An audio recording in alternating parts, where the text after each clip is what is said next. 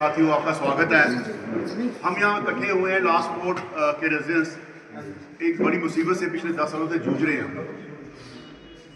कोई 10-12 साल पहले 14-15 रेडियाँ अफसर रोड से टेम्परेरी यहाँ शिफ्ट हुई, तो हमने उसका थोड़ा सा अपोज किया कि ये कोई रेडी वाला तो है नहीं, रेजिडेंशियल एरिया है, तो रेडियाँ यहाँ क्यों आई हैं। तो उस टाइप की एडमिनिस्ट्रेशन ने हमें वर्बल ये भरोसा दिया कि ये टेम्परेरी है, क्योंकि वहाँ थोड़ा काम चल रहा है अफसरा रोड पे, कंजेशन हो जाती है, तो ये रेडियाँ यहाँ लगेंगी, फिर बाद में इनको तभी फ्रंट जब कंप्लीट हो जाएगा तो वहाँ इसको शिफ्ट कर देंगे।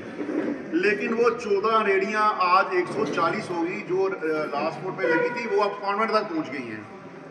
रेडी वालों को तो सहानुभूति है कि भाई चलो रोजगार मिल रहा है, सब कुछ चल रहा है, बच्चे वहाँ उन्होंने रखे होते हैं, डेली वेजर जो गाड़ियाँ लगाते हैं, उनको खाना सर्व करते हैं, हमें उनके साथ सहानुभूति है।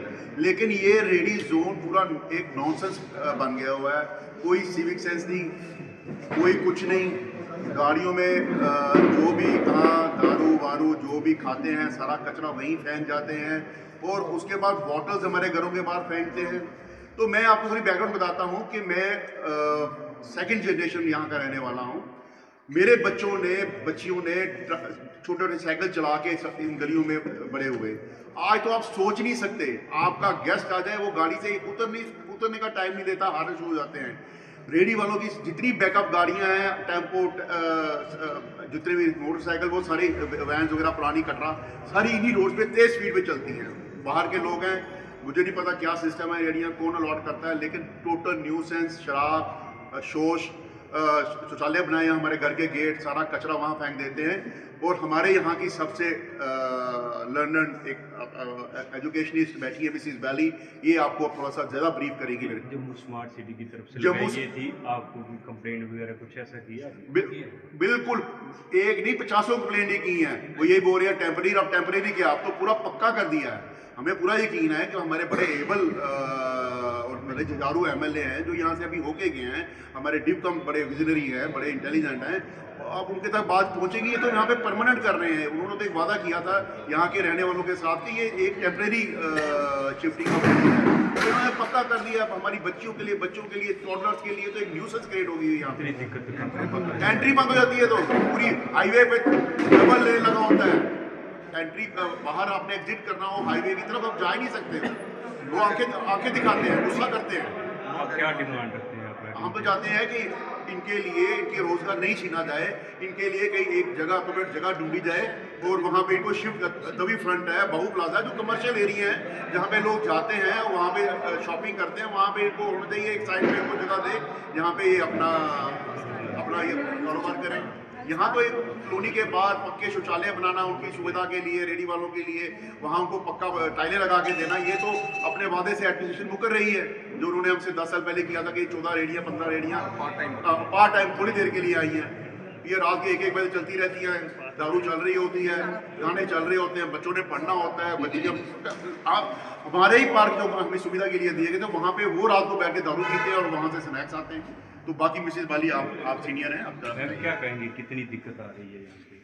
बहुत सारी दिक्कत तो इन्होंने बता दी आपको, संजीव जी ने, लेकिन मैं आपको इतनी बात ज़रूर कहूँगी कि यहाँ रहना बहुत मुश्किल हो गया। हम 67 ईयर से यहाँ रह रहे हैं और पीसफुल रह रहे थे, और ये जिससे इन्होंने समझाया है कि टेम्परेरी था, वो टेम्परेरी में ही हम अब इतने तंग होने लगे थे कि अब एक शौचालय भी बनाने लग पड़े हमारी दीवारों के साथ। अब एक रेजिडेंशियल कॉलोनी में कभी आपने सुना है स्मार्ट सिटी रेडी जोन बन सकता है? स्मार्ट सिटी की डेफिनेशन क्या है? स्मार्ट सिटी ऐसे बनती है कि किसी के भी इलाके में, किसी के भी रेजिडेंस में जाके बाथरूम भी बना दो, रेडियाँ, पक्की रेडियाँ लगा दो।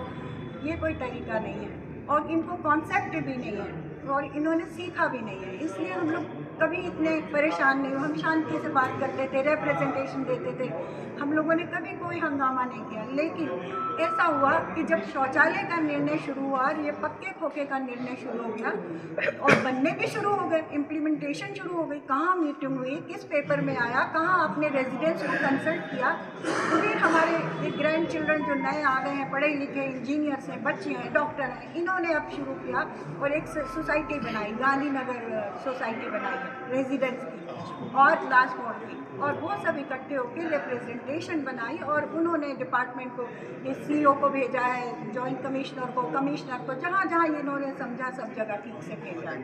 और आज हम इतने शुक्रगुजार हैं कि हमारे एमएलए साहब विक्रम रंधावा जी आज यहाँ आए हैं और उन्होंने हमारी सारी तकलीफ़ों को सुना भी है और वहाँ पर ऑन स्पॉट देखा भी, एक्सपीरियंस भी किया है।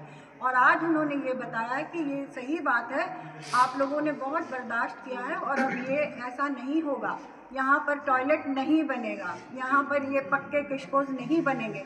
और देखो, जब भी कोई भी इतनी खूबसूरत कॉलोनी बनी थी, हाईवे के साथ 50-50 फुट ज़मीन ग्रीन रखी जाती है हमेशा, और आप वहाँ पर जहाँ बच्चों, हमारा पाथवे था, हम वहाँ से चल के स्कूल मेरे बच्चे जाया करते थे, प्रेजेंटेशन में, कॉलेजेस में बच्चियाँ पढ़ी हैं, वहाँ पे आपने रेडी बना दिया, एक नाला पक्का बनाया, उसके ऊपर रेडियाँ बिठा दी, तो नाला साफ़ कैसे होगा? और नाला बरसात में बंद हो जाता है और घरों में सबके पानी चला जाता है, पूरी लास्ट मोड दुकानें डूब जाती हैं। तो जो भी किया ये अच्छा नहीं किया, ये स्मार्ट सिटी का विजन नहीं था। आगे क्या जी, आगे मेरा हम- एक सवाल है कि आगे जिस तरह आप- से नेशनल हाईवे का रास्ता है, वहाँ पे गाड़ियाँ अक्सर खड़ी रहती शाम को, और ये एक बहुत ही खतरनाक चीज़ है, कहीं कोई भी बड़ा हादसा हो सकता है। बिल्कुल हो सकता है। हादसा हुआ भी है। हादसे होते भी हैं, हादसे होते भी हैं। 2-2 लेयर गाड़ियां लगी होती हैं, 2-2 लेयर, एक आगे एक पीछे बैक करने की, और एक जा रही होती है हाईवे पे फुल स्पीड पे, वहीं से गाड़ियां बैक करते हैं। हम अपने घरों में एंटर नहीं हो सकते शाम के 6 से लेकर 11 बजे तक। ट्रैफिक विभाग जब सड़क अवैध पार्किंग के ऊपर गाड़ी उठा के ले रही, जहाँ पे उनका कोई नहीं आता है, कोई नहीं आता है, कोई नहीं आता। लेन पार्क होती है और तीसरे वाला वेट कर रहा है, कहाँ से गाड़ी एंटर करूँ वो और बुला कर देता हूँ। क्या वो हफ्ता लेते हैं? क्या ट्रैफिक वाले हफ्ता लेते हैं? आप पता कीजिए। आप क्या मैसेज देना चाहेंगे एडमिनिस्ट्रेशन? अभी आगे आपका क्या स्टेप है? क्या कर रहे हैं कि इस कॉलोनी में ये पक्के खोखे नहीं बनाए जाए और ना ही कोई शौचालय बनाया जाए और शांति से सबको रहने दिया जाए, और लोग जो रेहड़ी वाले हैं बच्चे, इनको रीलोकेट किया जाए और इनके लिए वो जगह देखी जाए जहाँ कमर्शियल स्ट्रीट है, जहाँ ये खा सकें, खिला सकें। यहाँ नहीं, रेजिडेंशियल एरिया में कभी रेडी जोन ना बनाए, कहीं भी ना बनाए। ये हमारी इनसे इल्तजा है और हमें पता है कि ये सरकार काम करेगी। जिस तरह से आपने कहा रेड जोन बनाया गया, पूरा शहर रेजिडेंशियल एरिया कमर्शियल बना दिया गया म्युनिसिपल कॉर्पोरेशन ने। आपको लगता है कि जहाँ जहाँ भी दुकान खड़ी होगी वहाँ गाड़ी खड़ी होगी और वहाँ पे जाम की स्थिति बनेगी? अरे हमारा शहर तो अब जाम, जम्मू नहीं, जाम का शहर हो गया हुआ है। हर रोज मतलब एक किनारे से दूसरे किनारे जाते जाते 2-2 घंटे लग जाते हैं। अब तो ये पहले तो ऐसा था नहीं, ये सुविधा तो आप लोग प्रेस में हो, रोज एक जगह से दूसरी जगह आपको जाना, आप तो ज़्यादा सफ़र कर रहे होंगे। ये तो जम्मू नहीं, जाम का शहर बन चुका है। लाइट्स आपकी किसी कारण काम नहीं कर रही हैं, तो शायद गवर्नमेंट उस पर काम कर रही होगी, शायद जल्दी चल पड़े, पर अभी 5-6 महीने तो चल नहीं रही हैं। तो लास्ट मोड का जो रेडी जोन है, वहाँ तो ट्रैफिक रात शाम के 6 से लेके 11 बजे तक तो क्यों होता है, मतलब आप वहाँ से निकल ही नहीं पाते। और वीडियो कोचिंग इतनी जो जारी होती है दूसरे शहरों के, रात को चंडीगढ़, लुधियाना, दिल्ली, इतनी तेज़ी से गुजरती है कि हमें डर लगता है कि भाई ये क्या हो रहा है यहाँ पे, एडमिनिस्ट्रेशन कहाँ है तो सारे समझदार, पता नहीं इस तरफ ध्यान नहीं दिया, और शायद आप ध्यान जाए हमारे इस प्रेस कॉन्फ्रेंस के बाद। अच्छा एरिया और ये अच्छा एरिया में से आया जाता था।